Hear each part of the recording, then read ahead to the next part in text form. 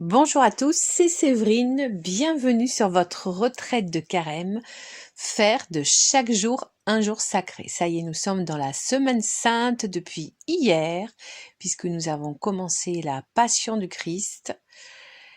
Et aujourd'hui, je voudrais vous parler d'une magnifique pratique qui va littéralement changer votre vie spirituelle, le sacrement de réconciliation, autrefois appelé la confession.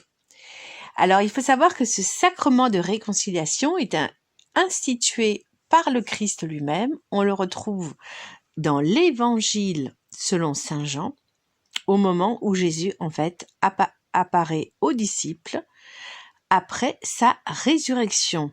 Il leur dit « La paix soit avec vous ». Après cette parole, il leur montra les mains et son côté. Les disciples se remplirent de joie en voyant le Seigneur. Jésus leur dit de nouveau, « La paix soit avec vous. De même que le Père m'a envoyé, moi aussi je vous envoie. » Ainsi, ayant parlé, il souffla sur eux et leur dit, « Recevez l'Esprit Saint. À qui vous remettrez ses péchés, ils seront remis. À qui vous maintiendrez ses péchés, ils seront maintenus. »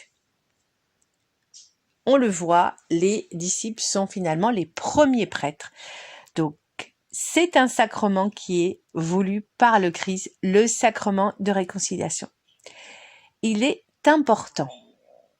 On y va, pourquoi? Eh bien, on y va régulièrement, aux grandes fêtes en général, voire même plus. Il faut savoir que les plus grands saints se confessaient toutes les semaines, voire même certains, paraît-il, tous les jours, comme Padre Pio, alors que c'était quand même des gens qui avaient une vie on ne peut plus irréprochable. Donc tout ça pour dire que le sacrement de réconciliation, c'est un sacrement de relation avec Jésus. Jésus nous attend dans l'Eucharistie et il nous attend, donc dans l'Eucharistie c'est toutes les semaines, voire plusieurs fois par semaine, voire tous les jours. Et le sacrement de réconciliation, c'est régulièrement. Ça va nous permettre de faire le point sur notre vie spirituelle, savoir où nous en sommes, de nos faiblesses, de nos péchés, de nos tendances, reconnaître que nous sommes pécheurs. Nous allons donc nous abaisser, car qui s'abaisse sera élevé. Et Jésus n'attend que ça, de nous redresser et de rendre notre âme blanche comme neige. Donc c'est vraiment un très beau sacrement. Il faut absolument pas avoir peur d'y aller. Je dirais que pour tous ceux qui ne se sont pas confessés, et je pense qu'il doit y en avoir beaucoup parmi vous qui m'écoutez, puisque c'est un sacrement qui se pratique de moins en moins, puisque malheureusement les prêtres n'exhortent pas assez leurs fidèles à y aller. Mais vraiment, je voudrais vous parler de mon témoignage. Pendant des décennies, je ne me suis pas confessée.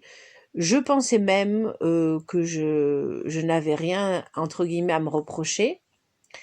Et je sais que c'est quelque chose qui est assez répandu. On se dit, bon, après tout, je n'ai tué personne, j'ai volé personne. Mais évidemment, c'est bien plus que ça, la morale chrétienne, que la morale de la République. Jésus attend de nous, voilà, que nous ayons un cœur aimant envers chaque personne que nous rencontrons. Et qui peut dire que nous ayons cette attitude? Je crois que personne ne peut le dire. Donc évidemment que nous avons toujours des choses à confesser. Et en fait, nous y allons pour reconnaître vraiment de manière sincère nos péchés et pour progresser. Voilà, ce n'est pas un but de se culpabiliser. Le but, c'est vraiment de reconnaître ses péchés, reconnaître qu'on a besoin d'aide. Et cette aide, eh bien, Jésus nous la donne dans le sacrement de réconciliation. Il nous ouvre les bras, il n'attend que ça qu'on vienne le voir. Il n'arrête pas de le dire, il a dit à de très nombreuses mystiques, dont par exemple sœur Josepha Menedez. Donc il ne faut pas hésiter à y aller, voilà, changer complètement d'avis sur la confession, le sacrement de réconciliation. Ce n'est pas quelque chose de punitif, c'est quelque chose, voilà, c'est quelque chose de transformateur, puisque Jésus pardonne tout. Donc on y va avec confiance, avec humilité et amour. Jésus nous aime On le voit nous-mêmes quand nous aimons nos enfants et qu'ils font des petites bêtises, on pardonne très facilement. Alors, si nous sommes capables de pardonner, Jésus nous pardonne, il faut vraiment en être convaincu. Le prêtre, à ce moment-là, agit au nom de Jésus. Jésus agit par le prêtre. C'est Jésus lui-même qui nous pardonne, qui nous prend dans ses bras et qui nous dit « Mon enfant, va et ne pêche plus ». Donc c'est magnifique tout ça. Il ne faut pas se priver de ce sacrement de réconciliation. Cela va nous permettre d'avancer toujours droit dans notre vie spirituelle. C'est-à-dire que on pense souvent qu'on est, entre guillemets, en fait, il y a souvent, voilà, deux attitudes. Donc la première dont j'ai parlé, c'est « Bon, après tout, j'ai rien fait de mal ». Et puis la deuxième attitude, c'est « Mon Dieu, mais j'ai honte, j'ai honte, j'ai honte ». Eh bien, aucune de ces attitudes ne doit prévaloir. Il faut avoir un repentir sincère. Voilà, on sait qu'on a mal agi parce qu'on n'a pas réussi à se contrôler ou parce que parfois on n'a même pas fait l'effort d'essayer de se contrôler. Quelles que soient les raisons, quels que soient les degrés de nos péchés, Jésus va tout nous pardonner. Voilà. Et moi, je sais que j'essaye de me confesser 4 fois par an.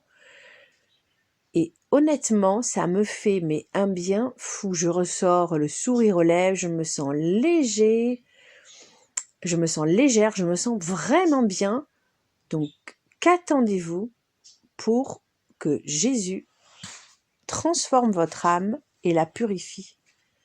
Voilà. Donc, n'hésitez pas, demandez à votre prêtre parce que souvent, il y a une petite annonce rapide et le prêtre, en fait, c'est son travail, ne peut refuser à quiconque la confession. Donc, n'hésitez pas à aller le voir à la fin de la messe en lui disant quelles sont vos disponibilités et il sera vraiment ravi de vous recevoir car c'est son travail. Voilà, c'est un travail qui n'est pas simple, mais voilà, ils ont reçu cette grâce et voilà, ils aiment faire ça, c'est important. Et quand on se confesse régulièrement, eh bien, on purifie toute l'Église. Donc, en fait, on le fait pour nous, mais aussi pour tout le monde. Voilà.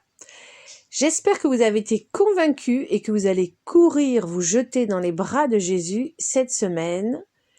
N'hésitez pas d'ailleurs, si vous retournez à la confession, que ça fait longtemps, à le mettre, parce que je trouve ça très beau quand des personnes disent « ça y est, je suis allée me confesser ». Ça faisait 30 ans que je ne m'étais pas confessée. Allez-y, ça va encourager les autres. Soyez bénis et on se retrouve mercredi. À très bientôt.